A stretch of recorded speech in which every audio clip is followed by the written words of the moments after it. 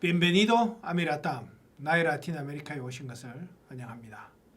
자, 오늘은 21번째 강의가 되겠습니다. 우리 지난번 시간에 스페인 사람들이 어떻게 그 소수임에도 불구하고 그 다수인 아스테카, 잉카의 그런 대군들을 쉽게 물리칠 수 있었는지에 대한 것을 살펴봤습니다. 오늘은 그 스페인 사람들의 그런 그 아스텍 잉카의 원주민 문명의 정복이 가지는 의미가 무엇인지를 한번 오늘 살펴보도록 하겠습니다.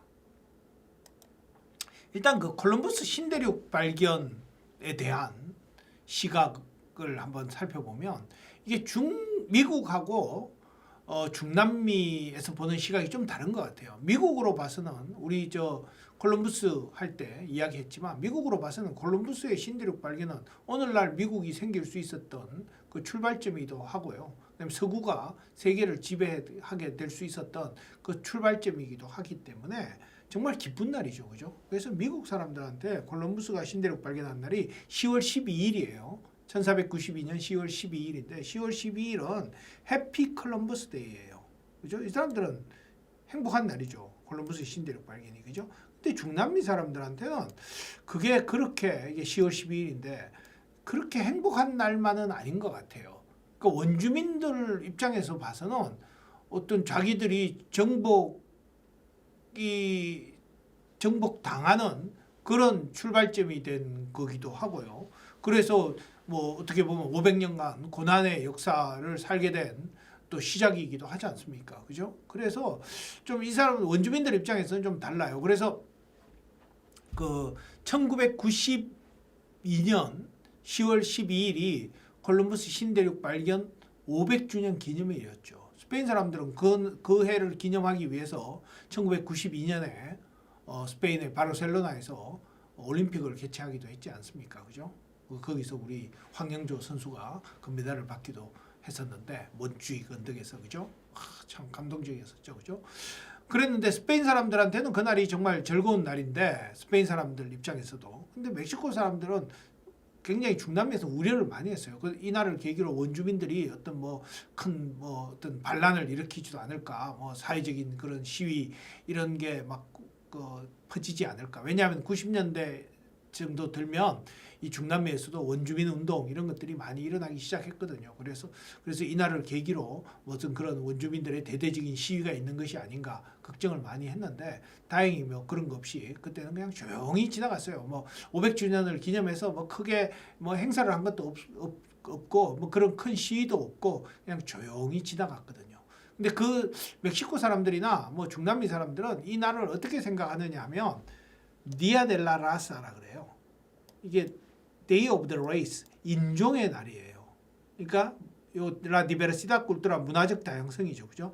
그러니까 다양한 문화, 그러니까 서구 문화와 원주민 문화가 섞여서 새로운 메스티소 문화가 탄생한 날, 이렇게 생각하는 겁니다.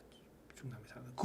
그걸 기념해요. 그래서 매년 10월 12일은 멕시코 같은 경우에는 10월 12일은 인종의 날이에요. 그러니까 새로운 멕시코 인종이 탄생한 날. 이렇게 이 사람들은 그거를 받아들이고 있습니다. 그 다음에 이 아스텍 정복에 대한 멕시코인들의 시각. 멕시코인들의 피에는 스페인 피와 원주민 피가 동시에 흐르고 있잖아요. 근데 이 사람들이 이 스페인 사람들의 아스텍 정복을 어떻게 생각할 것인가에 대해서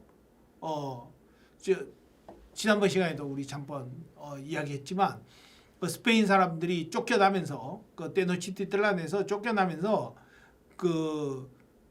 그날을 멕시코 사람 인디언들은 승리의 날이라고 하고 그 스페인 사람들은 그날 밤을 슬픈 밤이라고 이렇게 이야기한다 그랬잖아요. 그래서 멕시코 역사책에 보면 그걸 다 적어 놓는다고 그 이야기를 했었잖아요. 그러니까 이 정복에 대해서도 바로 그런 시각을 갖고 있는 것 같습니다. 여기가 뜰랄뗄롤코 광장이에요. 이 멕시코 사람들은 여기를 삼문화 광장이라고 하기도 해요.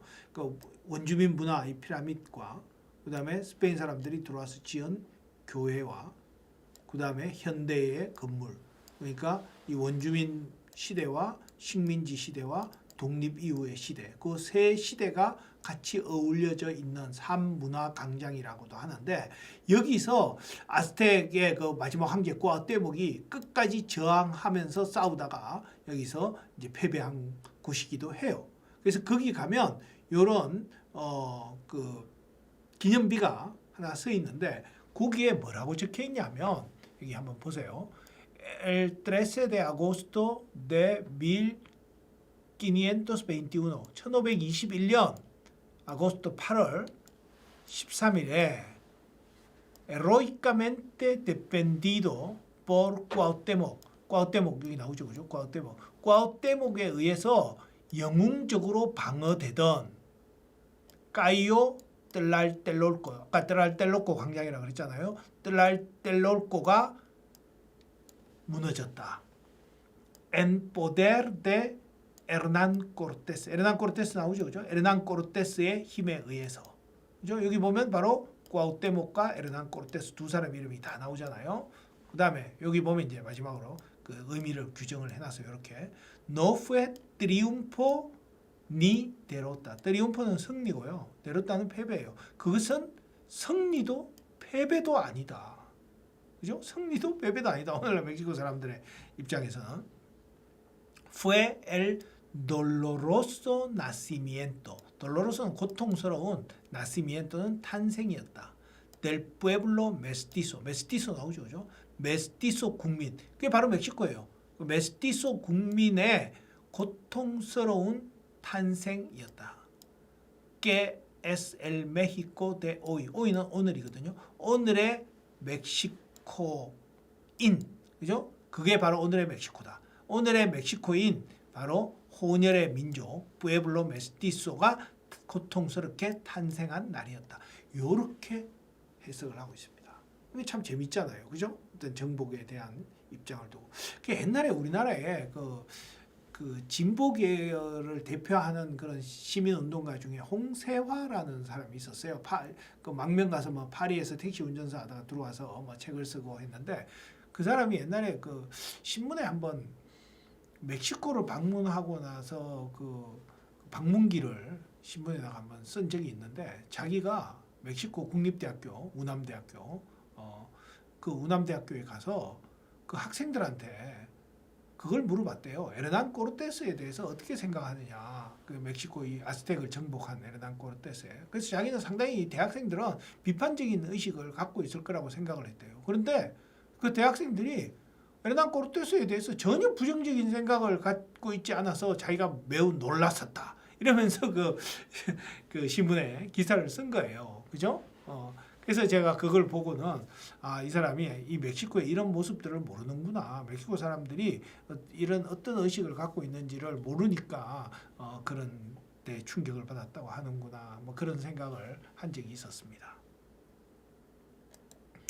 자, 그다음에 이 스페인 정복에 대한 두 가지 시각이 있는데요. 하나는 원주민 문명은 위대한 문명이었었다. 그죠? 위대한 문명이었었다. 아스텍, 잉카, 마야, 뭐 그 책도 많이 쓰고, 뭐 놀라운 석조 건축술에다가 뭐 피라미드 건축술, 그다음에 그 뭡니까 그 천문학, 뛰어난 천문학, 수학 능력들, 그다음에 예술성, 원주민 위대한 문명이었었다. 근데 스페인 사람들이 한 손에는 칼, 한 손에는 십자가를 들고 들어와서 잔인하게 우리들을 정복했다. 그죠? 그래서 카톨릭을 믿지 않는 사람들은 이렇게 불에 13명씩, 그 13이라는 상징적인 숫자가 있죠. 13명씩 목 매달아서 불로 태워버리기도 하고 막 이렇게 잔혹하게 정복을 했다. 그리고 스페인 정복으로 인해서 원주민 착취의 역사가 시작되었다. 이렇게 보는 시각이 있어요. 그 다음에 한편으로는 원주민 문명은 거의 야만성으로 인해 몰락이 불가피했다. 원주민 문명은 야만적이었고 그래서 스스로 무너질 수밖에 없었다. 바로 그거를 보여주는 영화가 아포칼립토라는 그 영화라는 이야기 했었죠. 아포칼립토 멜 깁슨이 아주 독실한 기독교 신자인 것 같아요. 그죠? 그 사람들이 이 스페인 정복에 대한 이런 그 부정적인 시각이 있으니까 아니다. 스페인 사람들의 아스텍 정복은 이 기독교인들이 이 악마의 종교로부터 원주민들을 구해준 거다. 그리고 이 사람들은 스스로 무너질 만했다. 내부적으로 그걸 보여주기 위해서 이 아스텍인들이 얼마나 잔혹한 사람들이고 얼마나 악마의 종교를 믿었던가를 보여주기 위해서 만든 영화가 아포칼립토라는 영화인 것 같아요. 그래서 그 아포칼립토 영화에 처음 시작할 때 딱 요 장면이 나옵니다. 그 영화에서 캡처해서 나온 건데요. 이 듀란트라는 사람이 쓴 말인데 뭐 번역한 걸 그대로 보면 거대 문명은 외세에 정복당하기 전에 내부로부터 붕괴되었다. 스스로 붕괴되었다. 스스로 붕괴할 만했다. 이 이야기죠. 그죠? 그 이야기, 그 영화 처음에 이 말이 나와요. 이게 그 영화를 찍은 이유이고 영화가 말하고자 하는 이유가 바로 이거잖아요. 그죠? 그래서 그런 야만적인 문명이었기 때문에 스페인의 정복은 원주민들을 야만의 종교와 억압으로부터 구원해 준 거다. 이렇게 이야기를 한 거죠. 그죠? 이렇게 두 가지 시각으로 나눠지는데 이런 게 지금 뭐 다 끝난 이야기인가? 그게 아니에요. 지금도 이런 논쟁이 계속 이어지는데 재밌었던 거는 2021년인가요? 2021년인가가 1521년 2020년인가 보다. 1520년인가 에르난 코르테스가 처음에 와서 따바스코에서 첫 전투를 해서 한 날, 그날 멕시코의 지금 대통령 로페스 오브라도르 대통령이 그 사람이 마침 또 따바스코 주 출신이에요. 그 따바스코 주에 있는 그 원주민 유적지에 가서 스페인 사람들은 사죄해라 원주민들한테. 이 사람이 백인이에요. 자기 아버지가 스페인에서 이민해 온 사람이야. 그죠? 그게 백인이에요. 근데 어릴 때부터 원주민 운동을 했던 사람이에요. 그러면서 자기의 정치 기적 기반을 닦고 그래서 대통령까지 올라간 사람인데, 그래서 이제 그날 와서 이 스페인 사람들은 원주민들한테 사과해야 된다. 바로 이런 이쪽 시각에서 보는 거죠. 그죠? 원주민 문명은 위대했는데 니들이 잔인하게 정복했고 원주민들은 그때부터 이 원주민들은 끊임없이 착취당하기 시작했다. 이런 시각에서 사죄해라. 이렇게 이야기한 거예요. 그러니까 스페인 신문이나 언론에서 난리가 났어요. 그 로페스 오브라도르는 네가 비록 멕시코 사람이지만 너의 뿌리가 어딘지 아느냐. 너는 그래서 스페인 사람들이 로페스 오브라도르한테 그 스페인 명예 시민권도 주고 그랬어요. 자꾸 자기 쪽으로 끌어들이려고. 그죠? 근데 이제 네의 뿌리가 어딘지 생각해봐라. 멕시코는 단순히 원주민들 것만의 나라가 아니다. 니들 그런 스페인 사람들과 같이 만든 나라다. 근데 네가 어떻게 그런 소리를 할 수 있느냐. 막 그러면서 막 스페인 언론들에서 난리가 났어요. 그죠? 그러니까 이런 시각이 지금까지도 서로 팽팽히 맞서면서 논쟁이 되고 있다는 거. 참 흥미로운 이야기입니다.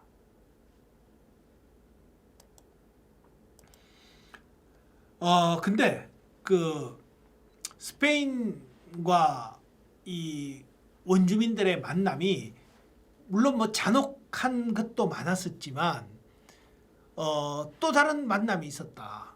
그죠? 그게 참 여러분들 이 영화 다 보셨는지 모르겠는데 미션이라는 영화가 있었어요. 예전에 이거 나온 지가 굉장히 오래된 영화인데 이 미션이라는 영화에 보면 이 신부인데요. 스페인 신부인데 스페인 신부가 그 이과수 폭포 이런 데를 넘어서 그 원주민 사는 정글 속에 사는 원주민 마을로 들어가요. 선교를 하기 위해서 들어가는데 거기서 이제 이 사람이 들어가니까 원주민들이 막 나타나잖아요. 그때 이 사람이 이 자기가 가져갔던 오보에를 꺼내서 쫙 이렇게 붑니다. 그게 바로 그 유명한 넬슨 판타지아잖아요. 그죠?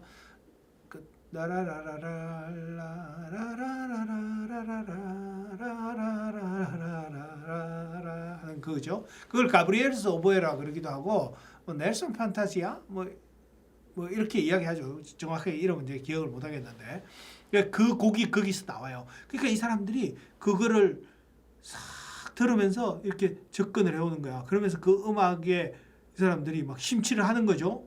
그러면서 와서 이것도 막 건드려도 보고 막 그러면서 서로가 친해져요. 그러면서 이 신부들이 주도로 거기에 정말 이상적인 마을을 만들기도 합니다. 이 남미가 이렇게 있으면 이쪽은 스페인 사람들이 다 와서 정복을 했잖아요. 이쪽은 이제 포르투갈 사람들이 정복을 하죠. 다음에 이제 이야기할 텐데. 근데 이 중앙은 비어 있는 곳이었어요. 여기는 예수파들이 예수회들이죠, 그죠? 예수파들이 들어가서 여기 예수파들만의 마을을 만들어요. 그게 오늘날 뭐 파라과이 있는 그런 쪽인 것 같은데 거기 가서 그거를 만들어요. 그러면서 정말 이상적인 마을을 만들었었는데 나중에 이제 포르투갈의 노예 사냥꾼들이 들어와서 그 마을을 붕괴시키는 그런 과정을 다 보여주는 영화가 바로 이 미션이라는 그런 영화였습니다. 그러니까 이 영화를 한번 보면 그 당시에 또 이런 그 원주민과 백인들의 만남이 그렇게 잔혹한 정복만으로 이루어진 것이 아니라 또 이런 만남도 있었구나 하는 것을 우리가 알 수 있습니다. 자, 오늘은 이렇게 해서 이 정복의 의미에 대해서 한번 살펴보았습니다. 오늘은 여기까지 하고 마치도록 하겠습니다. 끝까지 들어주셔서 감사합니다.